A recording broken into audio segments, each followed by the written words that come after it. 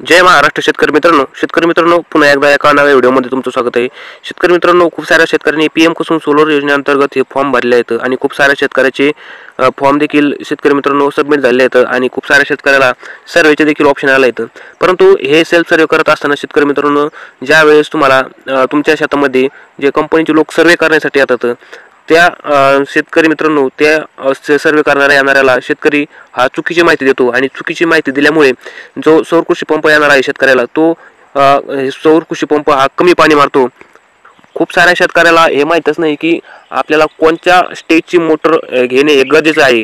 तेच आपण या व्हिडिओच्या माध्यमातून आज जाणून घेणार आहे की आपल्या बोरसाठी किंवा आपल्या विहिरीसाठी कोणत्या स्टेजची मोटर आपल्याला घेतली पाहिजे, ते आज मी या व्हिडिओच्या माध्यमातून सांगण्याचा इथं प्रयत्न करणार आहे। शेतकरी मित्रांनो, जर तुम्हाला आपल्या व्हिडिओमधली तुम्हाली जर तुम्हाला आवडली तर व्हिडिओला आपल्याला लाईक करा आणि चॅनलला सुद्धा आपल्या चॅनलला एकदा सबस्क्राईब करा, जेणेकरून असेच माहितीपूर्ण तुम्हाला व्हिडिओ नंतर पाहण्यासाठी भेटत जाणार आहेत। शेतकरी मित्रांनो, खूप सारे शेतकरी चुकीची माहिती देतात, जसे की शेतकऱ्याला वाटतं की आपण बोरची खोली किंवा विहिरीची खोली जास्त सांगितली तर आपल्याला जो येणारा पाईप आहे तो जास्त येईल आणि ते वायर येणार आहे किंवा सोल जे येत असते वायर रूप येत असतं ते आपल्याला जास्त येईल आणि त्या कारणामुळे शेतकरी आपल्या बोरची खोली जास्त सांगतो, विहिरीची खोली जास्त सांगतो आणि शेतकरी तिथंच फसतो। जो सौर कृषी पंप लागलेला आहे तो कमी पाणी मारतो। शेतकरी मित्रांनो, आज मी तुम्हाला सांगणार आहे की योग्य स्टेज कशी निवडायची आहे, योग्य स्टेजची मोटर कशी निवडायची आहे।